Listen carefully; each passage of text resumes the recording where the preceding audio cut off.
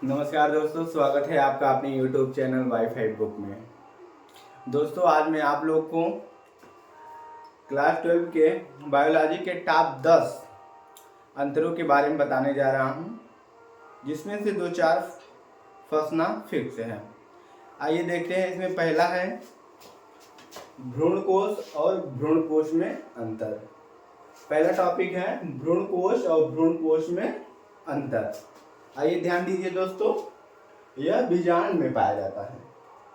पहले देखिए, क्रियाशील गुरु बीजाणु से बनता है। जो भ्रूण कोश होता है वह क्रियाशील गुरु बीजाणु से बनता है, और जो भ्रूण कोश होता है त्रिसंलयन से बनने वाले भ्रूण कोश केंद्रक से बनता है।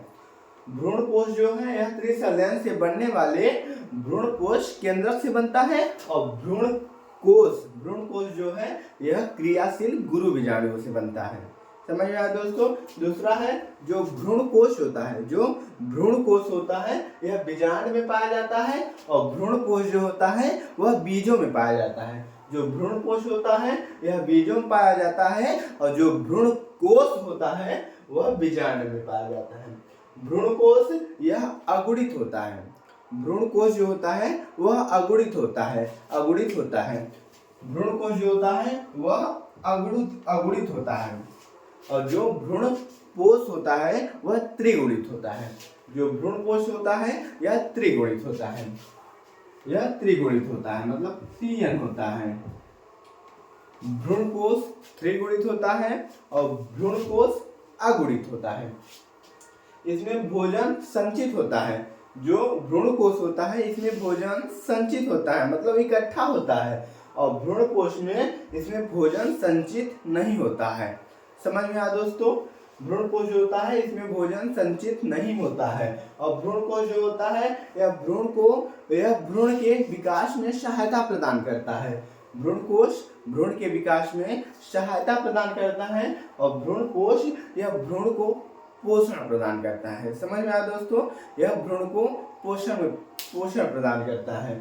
भ्रूण कोश यह भ्रूण के विकास में सहायता प्रदान करता है, और भ्रूण कोश यह भ्रूण को पोषण प्रदान करता है। आइए एक बार फिर से देख लेते हैं। जो भ्रूण कोश होता है यह क्रियाशील गुरु बीजाणु से बनता है, और भ्रूण कोश यह त्रिसंलयन से बनने वाले भ्रूण कोश केंद्रक से बनता है। यह जो भ्रूण कोश होता है बीजांड में पाया जाता है, और भ्रूण कोश बीजों में पाया जाता है। यह जो भ्रूण कोश होता है यह अगुणित होता है, और भ्रूण कोश जो होता है यह त्रिगुणित होता है। इसमें भ्रूण कोश में भोजन संचित होता है, और भ्रूण कोश में भोजन संचित नहीं होता है। और जो भ्रूण कोश होता है यह भ्रूण के विकास में सहायता प्रदान करता है, और जो भ्रूण कोश होता है यह भ्रूण को पोषण प्रदान करता है। समझ में आया दोस्तों। समझ में आया हो तो इसका एक स्क्रीनशॉट लीजिए। आइए दोस्तों ध्यान दीजिए, हमारा दूसरा टॉपिक जो है यह प्रभावी कारक और अप्रभावी कारक में क्या अंतर है। दूसरा टॉपिक प्रभावी कारक और अप्रभावी कारक में क्या अंतर है। इसमें देखिए, जो प्रभावी कारक है यह किसी भी स्थिति में अपना लक्षण प्रकट करता है। प्रभावी कारक किसी भी स्थिति में अपना लक्षण प्रकट करता है, और जो अप्रभावी कारक होता है यह प्रभावी कारक की उपस्थिति में अपना लक्षण प्रकट करता है। समझ में आया दोस्तों। जो प्रभावी कारक होता है यह सभी पीढ़ियों में अपना लक्षण प्रकट करता है, मतलब हमारी पीढ़ी में, हमारे आने वाली पीढ़ी में, अगली पीढ़ी में, सभी पीढ़ियों में पाया जाता है। और जो अप्रभावी कारक होता है यह सभी पीढ़ियों में अपना लक्षण प्रकट नहीं करता है। और तीसरा देखिए, यह एक पूर्ण एंजाइम को कोडित करता है। मतलब जितने भी एंजाइम होते हैं यह सबको कोड करता है। और जो अप्रभावी कारक होता है यह अपूर्ण एंजाइम के लिए कोडित होता है, मतलब पूरे एंजाइम को कोडित नहीं करता है। समझ में आया दोस्तों। प्रभावी कारक यह किसी भी स्थिति में अपना लक्षण प्रकट करता है, और प्रभावी कारक यह प्रभावी कारक के उपस्थिति में अपना लक्षण प्रकट करता है। और अप्रभावी कारक यह सभी पीढ़ियों में पाया जाता है, मतलब हमारे आने वाले पीढ़ी, हमारे पिछले वाले पीढ़ी, सभी पीढ़ियों में पाया जाता है। यह सभी पीढ़ियों में प्रकट नहीं करता है। प्रभावी कारक यह संपूर्ण एंजाइम को कोड करता है, और अप्रभावी कारक यह संपूर्ण एंजाइम को कोड नहीं करता है। समझ में आया दोस्तों। समझ में आया। अगर आप सबको समझ में आया तो इसका एक स्क्रीनशॉट लीजिए। दोस्तों ध्यान दीजिए, हमारा तीसरा टॉपिक है स्वपरागण और परपरागण। यह तो हर साल बोर्ड में आता है। हमारा तीसरा टॉपिक है स्वपरागण और परपरागण। इसमें पहला पॉइंट है, यह एक ही पौधे के पुष्पों के बीच में होता है। जो स्वपरागण होता है यह एक ही पौधे के पुष्पों के बीच में होता है। जैसे ये हमारा एक पौधा हो गया, इसमें ये फूल हो गए, इसमें जो होगा, जैसे मान लीजिए गुड़हल का फूल हो गया, इसके जो परागण होंगे इसमें गिर सकते हैं, इसमें गिर सकते हैं। समझ में आया दोस्तों? समझ में आया? जो स्वपरागण होता है यह एक ही पौधे के पुष्पों के बीच में होता है, इसे स्वपरागण कहते हैं। और जो परपरागण हो गया, इसमें दो पौधे के पुष्पों के बीच में होते हैं। और जैसे मान लीजिए दो पौधे हो गए, ये पुष्प हो गया मान लीजिए,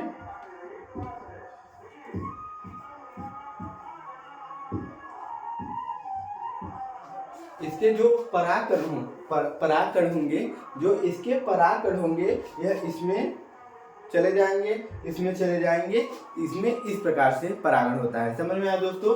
जो परपरागण होता है यह एक ही जात के दो पुष्पों के बीच में होता है, एक ही जात के दो पुष्पों के बीच में होता है। मान लीजिए ये भी गुड़हल का पौधा है, ये भी गुड़हल का पौधा है, इसके जो परागकण होंगे इसमें जाकर गिर सकते हैं और इसके जो परागकण हैं इसमें आकर गिर सकते हैं। समझ में आया दोस्तों? इसे स्वपरागण कहते हैं। इसके लिए स्वपरागण में इसके लिए पुष्प का द्विलिंगी होना जरूरी है। स्वपरागण में पुष्प जो होता है वह द्विलिंगी होता है। द्विलिंगी मतलब एक ही पुष्प में नर और मादा दोनों पाए जाते हैं। और परपरागण में जो पुष्प होता है इसमें द्विलिंगी होना जरूरी नहीं होता है। समझ में आया दोस्तों? इसमें पुष्पों का द्विलिंगी होना जरूरी नहीं है, लेकिन इसमें पुष्पों का द्विलिंगी होना जरूरी है। समझ में आया दोस्तों? आइए तीसरा देखिए, इसमें परागण कम खर्च होते हैं। इसमें परागकण, इसमें परागकण,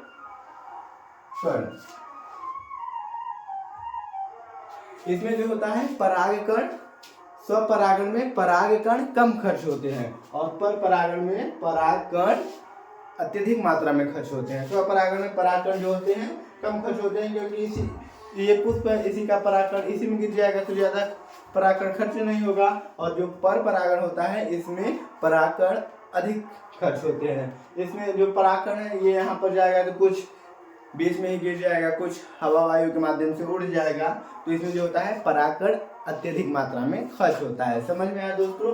चौथा देखिए, इसके लिए माध्यम की आवश्यकता नहीं होती है। जो स्वपरागण होता है इसमें किसी माध्यम की आवश्यकता नहीं होती है। स्वपरागण में किसी भी माध्यम की आवश्यकता नहीं होती है दोस्तों, लेकिन परपरागण में माध्यम की आवश्यकता होती है। परपरागण में माध्यम की आवश्यकता होती है, जैसे वायु हो गया, जल हो गया, कीट हो गए।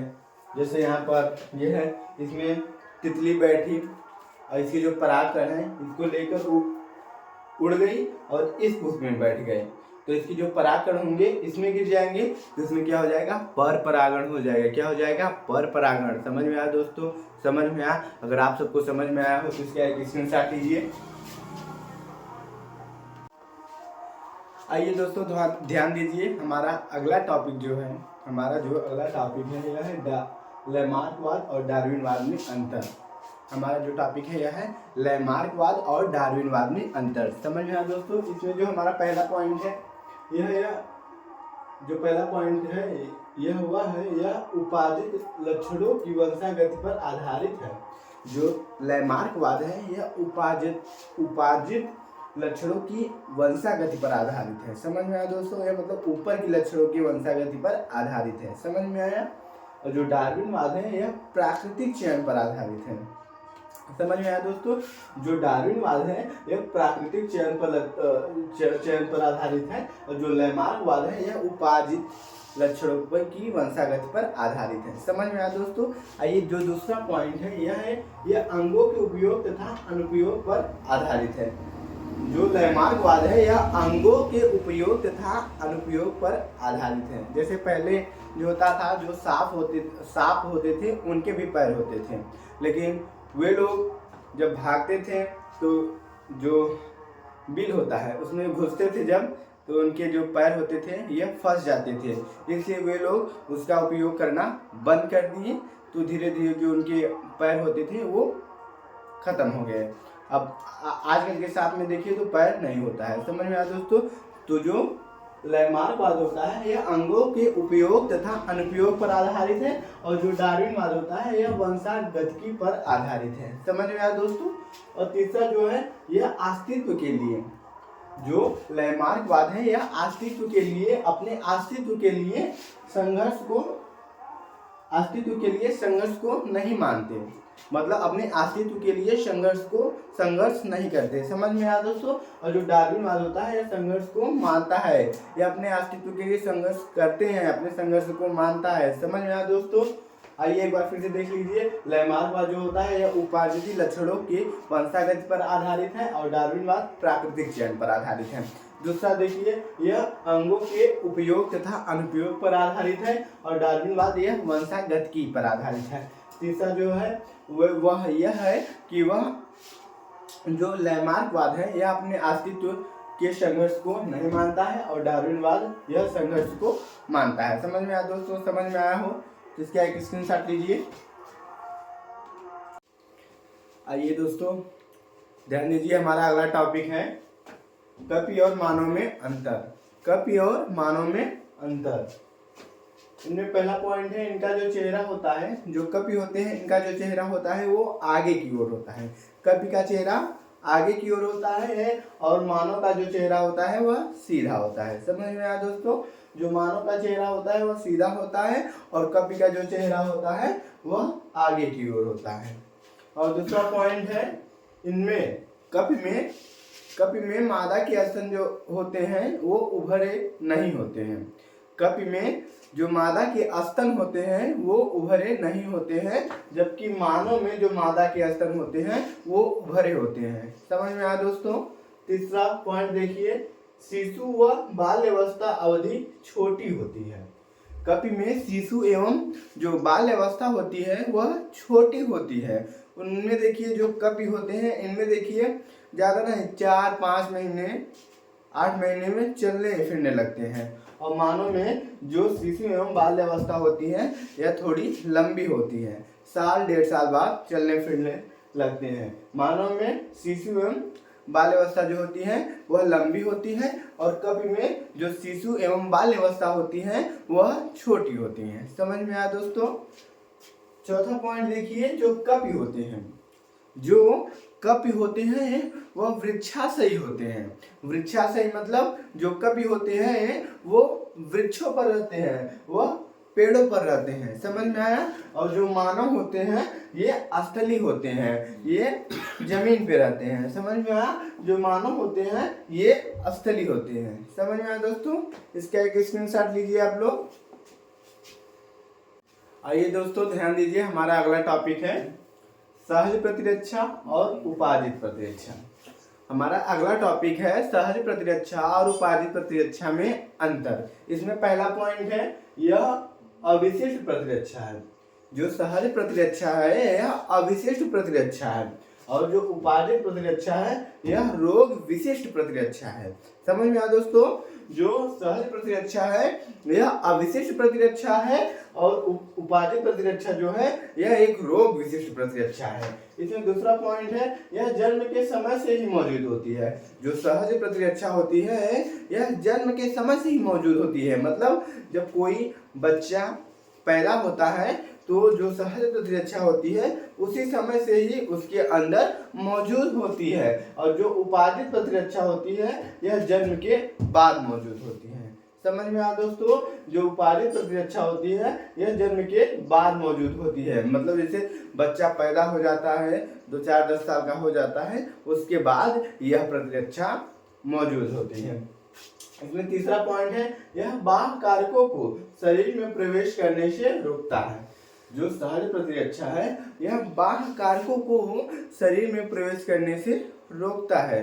जो बाहर के कुछ कारक हैं जिससे हमारे शरीर को हानि पहुंचे उनको रोकता है। और जो उपादित प्रतिरक्षा है यह शरीर में प्रवेश कर गए रोगजन कोशिका व एंटीबॉडीज द्वारा सामना करती है। मतलब हमारे शरीर में जो रोगजन, जो रोगों के जनक हैं, वो जो हमारे शरीर में पहुंच गए हैं उनसे लड़ने का काम करती हैं, एंटीबॉडीज बनाती हैं और उनसे लड़ने का काम करती हैं। समझ में आया। और चौथा जो पॉइंट है, यह स्मृति कोशिकाएं नहीं बनाती हैं। जो सहज प्रतिरक्षा है यह स्मृति कोशिकाएं नहीं बनाती हैं, और उपादित प्रतिरक्षा जो होती है यह स्मृति कोशिकाएं बनाती हैं। समझ में आया दोस्तों। जो उपादित प्रतिरक्षा है यह स्मृति कोशिकाएं बनाती हैं, और जो सहज प्रतिरक्षा है यह स्मृति कोशिकाएं नहीं बनाती हैं।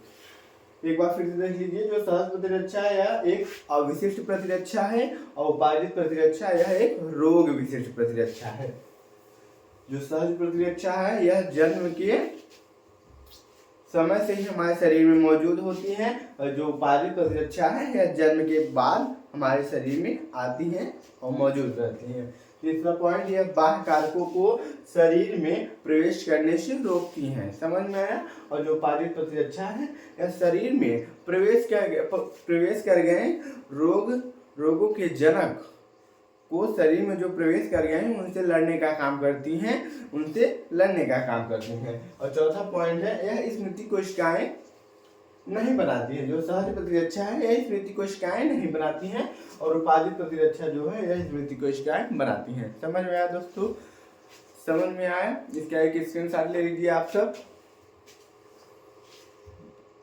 आइए दोस्तों ध्यान दीजिए, हमारा अगला टॉपिक है सक्रिय प्रतिरक्षा और निष्क्रिय प्रतिरक्षा में अंतर। अगला टॉपिक है सक्रिय प्रतिरक्षा और निष्क्रिय प्रतिरक्षा में अंतर।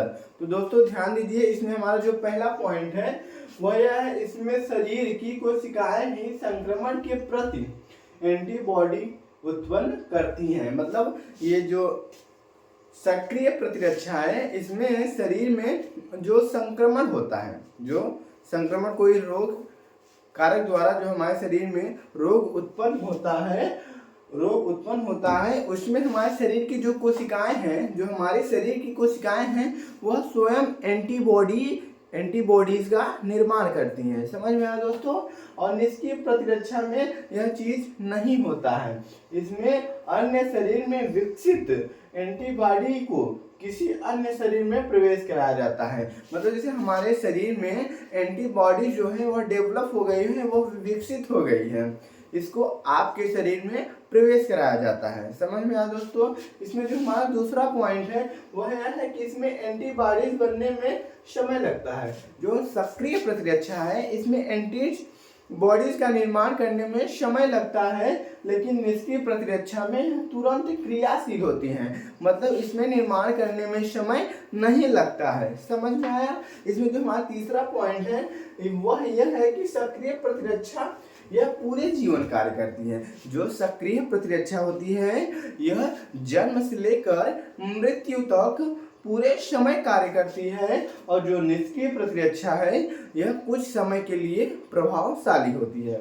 यह जो निष्क्रिय प्रतिरक्षा है यह कुछ समय के लिए प्रभावशाली है, यह कुछ समय के लिए होता है। समझ में आया दोस्तों। आइए एक बार फिर से देख लेते हैं सक्रिय प्रतिरक्षा। इसमें शरीर की कोशिकाएं ही, जो सक्रिय प्रतिरक्षा होती हैं इसमें शरीर की कोशिकाएं ही एंटीबॉडीज का निर्माण करती हैं, जिससे हमारे शरीर में रोग हो गया तो उससे लड़ने की शक्ति जो होती है हमारी कोशिकाएं ही एंटीबॉडीज का निर्माण करती हैं, जिससे वो लड़ते हैं। और निष्क्रिय प्रतिरक्षा में ये चीज़ नहीं होता है। इसमें हमारे शरीर के अंदर जो विकसित एंटीबॉडीज होती हैं उसको दूसरे के शरीर में प्रवेश कराया जाता है। इसमें दूसरा पॉइंट है, इसमें एंटीबॉडीज बनने में समय लगता है। सक्रिय प्रतिरक्षा में एंटीबॉडीज का निर्माण होने में समय लगता है, और निष्क्रिय प्रतिरक्षा में ये चीज नहीं होता है, ये तुरंत क्रियाशील होते हैं। इसमें एंटीबॉडीज का निर्माण करने में समय बिल्कुल नहीं लगता है। सक्रिय प्रतिरक्षा जो होती है पूरे जीवन कार्य करती हैं, जन्म से लेकर मृत्यु तक कार्य करती हैं। लेकिन जो निष्क्रिय प्रतिरक्षा होती है यह कुछ समय के लिए प्रभावित होती हैं। उम्मीद है दोस्तों आप लोगों को समझ में आ रहा होगा। अगर आपको समझ में आ रहा है तो वीडियो को दबाकर शेयर करिए और इसका एक स्क्रीनशॉट ले लीजिए। आइए दोस्तों ध्यान दीजिए, हमारा अगला टॉपिक है सुदम ट्यूमर और दुर्दम ट्यूमर में अंतर। हमारा अगला टॉपिक है सुदम ट्यूमर और दुर्दम ट्यूमर में अंतर। आइए इसमें ध्यान देते हैं। इसमें हमारा पहला जो पॉइंट है वह है यह किसी भी प्रभावी अंग तक ही सीमित रहता है।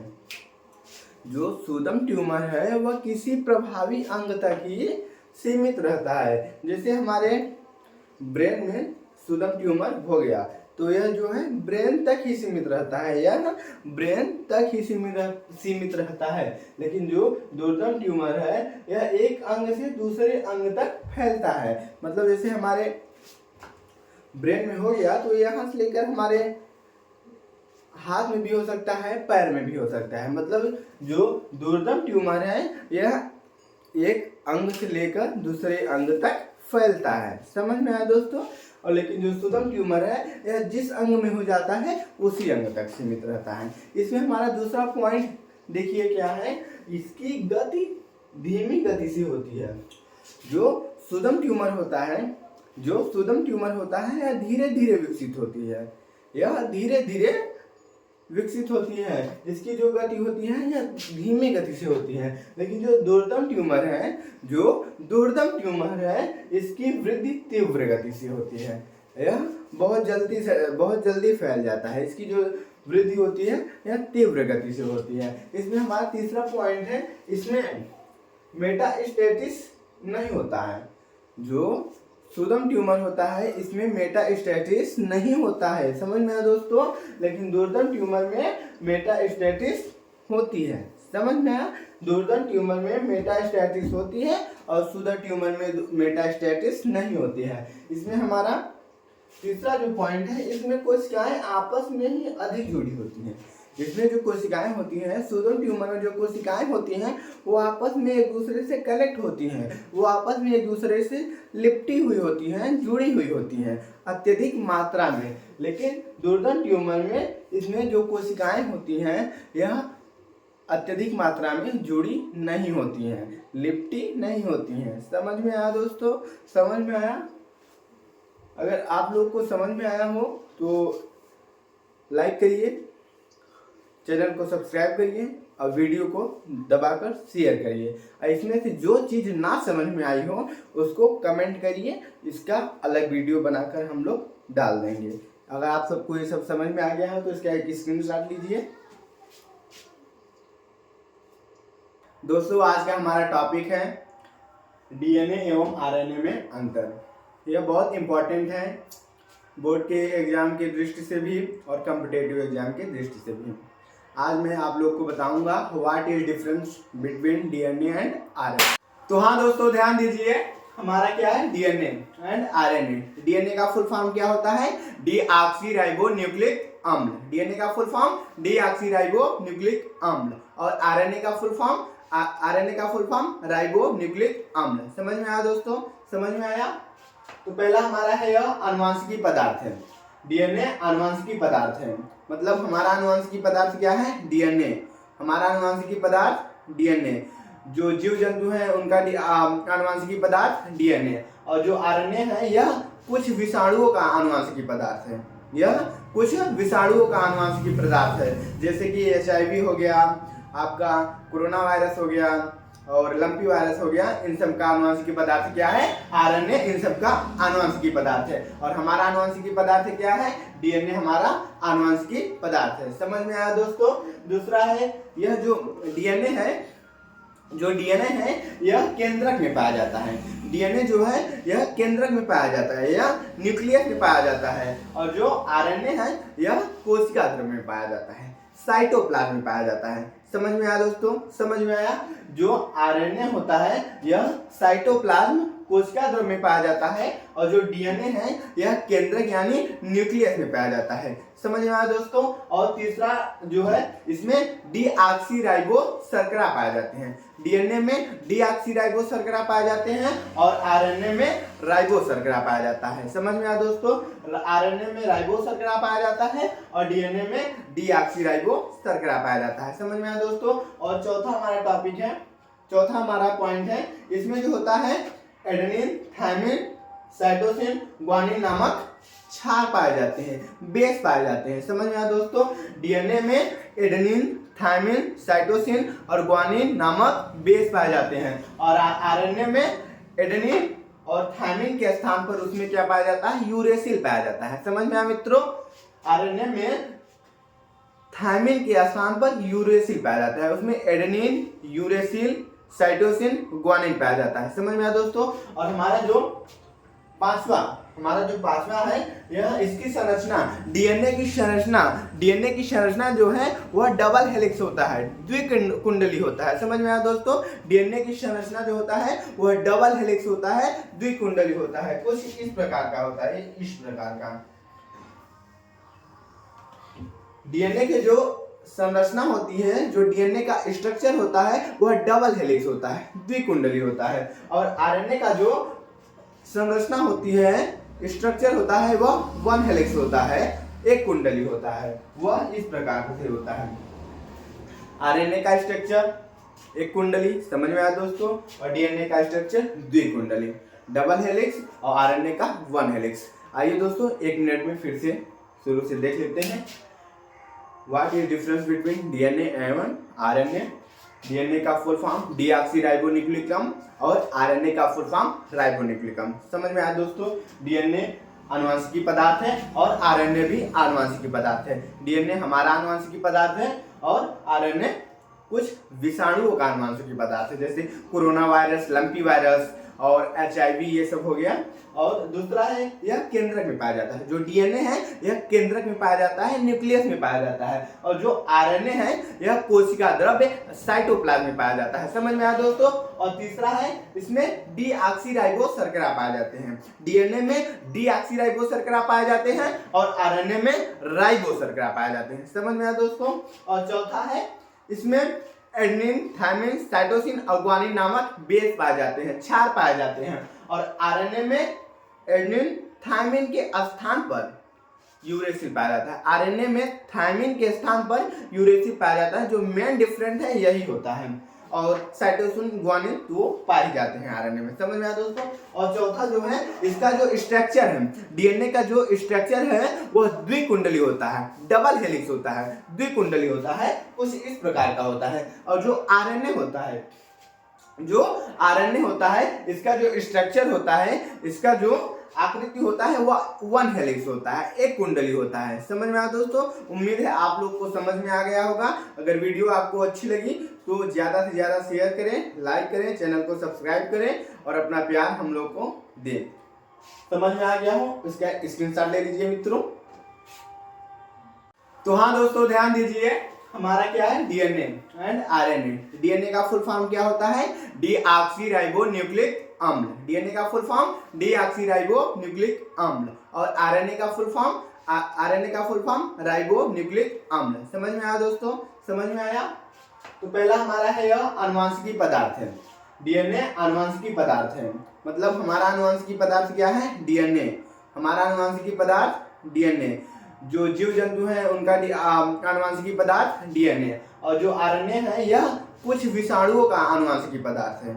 यह कुछ विषाणुओं का आनुवंशिकी पदार्थ है, जैसे कि HIV हो गया, आपका कोरोना वायरस हो गया और लंपी वायरस हो गया। इन सब का आनुवंशिकी पदार्थ क्या है, आरएनए इन सब का आनुवंशिकी पदार्थ है। और हमारा आनुवंशिकी पदार्थ क्या है, डीएनए हमारा आनुवंशिकी पदार्थ है। समझ में आया दोस्तों।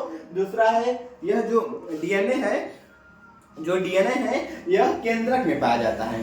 डीएनए जो है यह केंद्रक में पाया जाता है, यह न्यूक्लियस में पाया जाता है। और जो आरएनए है यह कोशिका द्रव्य में पाया जाता है, साइटोप्लाज्म में पाया जाता है। समझ में आया दोस्तों। समझ में आया।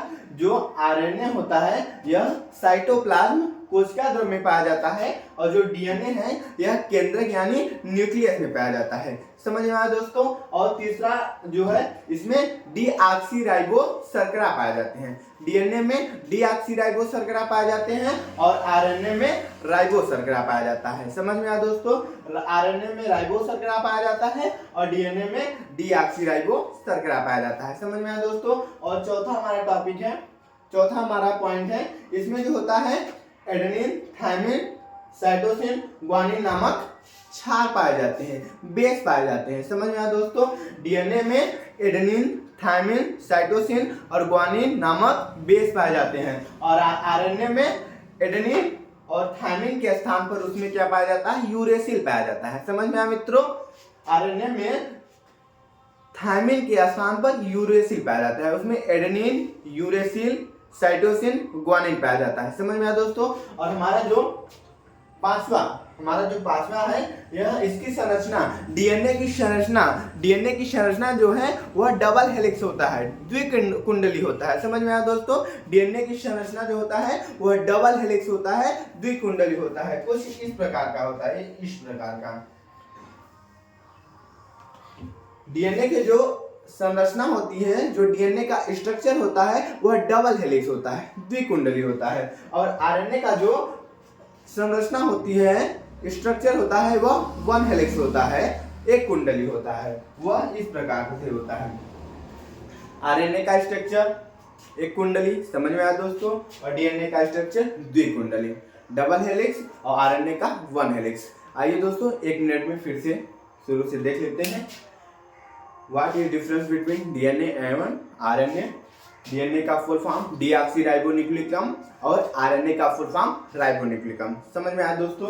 DNA आनुवंशिकी पदार्थ है और RNA भी आनुवंशिकी पदार्थ है। DNA हमारा आनुवंशिकी पदार्थ है और RNA कुछ विषाणुओं का आनुवंशिकी पदार्थ है, जैसे कोरोना वायरस, लंपी वायरस और HIV, ये सब हो गया।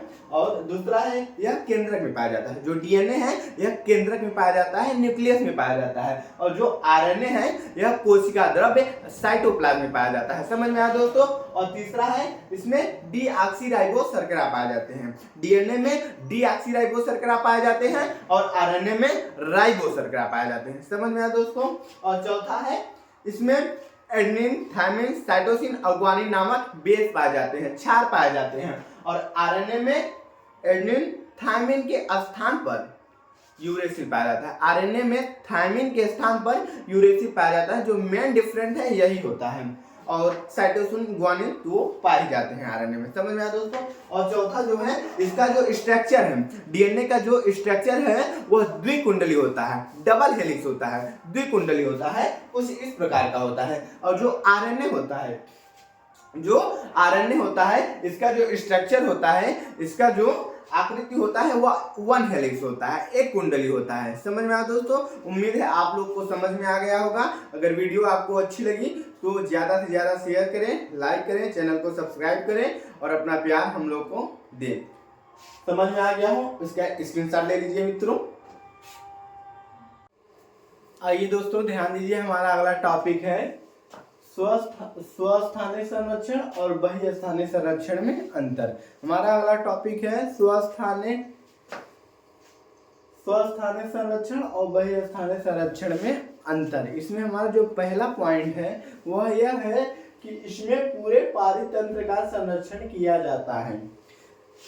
स्वस्थानीय संरक्षण में इसमें पूरे पारितंत्र का संरक्षण किया जाता है। पारितंत्र मतलब पूरे पारितंत्र का मतलब सभी जीवों का संरक्षण किया जाता है। लेकिन जो बहिस्थानीय संरक्षण है इसमें प्रजाति विशेष का संरक्षण किया जाता है। बहिस्थानीय संरक्षण में किसी एक प्रजाति का संरक्षण किया जाता है। इसमें आइए हमारा जो दूसरा पॉइंट है वह यह है कि इसमें अधिक स्थान की आवश्यकता होती है।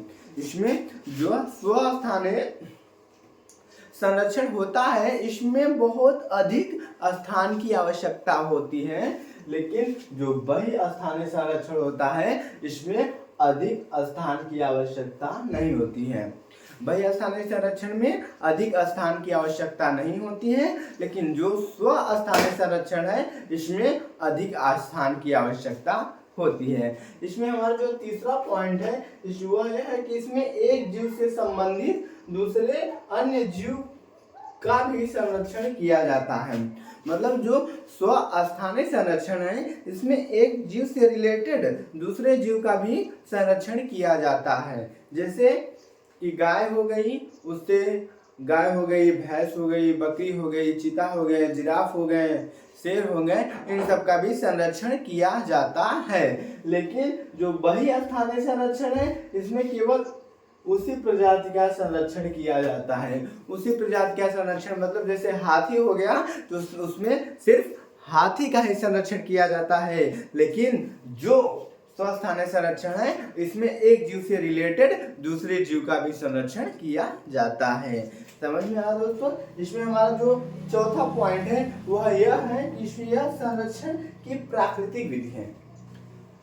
जो स्वस्थानीय संरक्षण है यह संरक्षण करने की प्राकृतिक विधि है, और जो बहुस्थानीय संरक्षण है यह कृत्रिम विधि है। इसका आप लोग उदाहरण बता सकते हैं? उम्मीद है आप लोग कमेंट में इसका उदाहरण बताएंगे। बहुत उम्मीद है कि आप लोग इसका उदाहरण बता लेंगे कि यह संरक्षण की प्राकृतिक विधि है, यह कृत्रिम विधि है। चलिए मैं भी बता देता हूँ कि जो इसमें चौथा पॉइंट है वह यह कह रहा है कि यह संरक्षण की प्राकृतिक विधि है। जो स्वस्थानीय संरक्षण है यह संरक्षण करने की प्राकृतिक विधि है। जैसे जंगल हो गया, जैसे फॉरेस्ट हो गया, जंगल हो गया। और जो बहुस्थानीय संरक्षण है यह कृत्रिम विधि है। जैसे हमारा क्या हो गया, जू हो गया, चिड़ियाघर हो गया। समझ में आया दोस्तों? आइए इसी कड़ी में झटाक से एक बार फिर आपको रिवीजन करा देते हैं। स्वस्थानीय संरक्षण बहुस्थानीय संरक्षण में अंतर। जो स्वस्थानीय संरक्षण है यह पूरे पारितंत्र को संरक्षित करती है, लेकिन जो बहुस्थानीय संरक्षण है यह किसी एक जात विशेष प्रजाति के जीवों को संरक्षित करती है।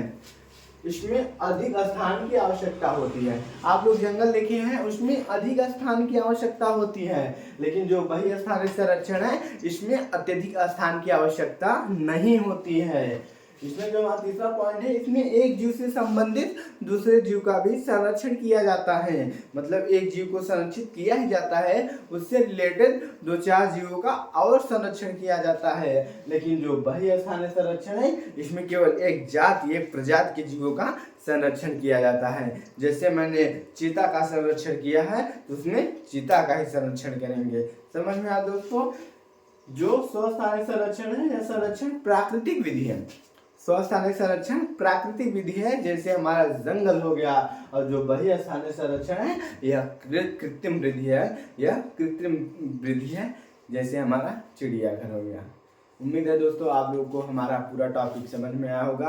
अगर आप लोगों को नहीं समझ में आया है तो कमेंट करिए, दोबारा हम बताएंगे आप सबको। अगर वीडियो आप लोगों को अच्छा लगा हो तो वीडियो को लाइक करें, कमेंट करें, चैनल को सब्सक्राइब करें और दबा कर शेयर करें। समझ में आ गया हो दोस्तों तो इसका एक स्क्रीनशॉट ले लीजिए।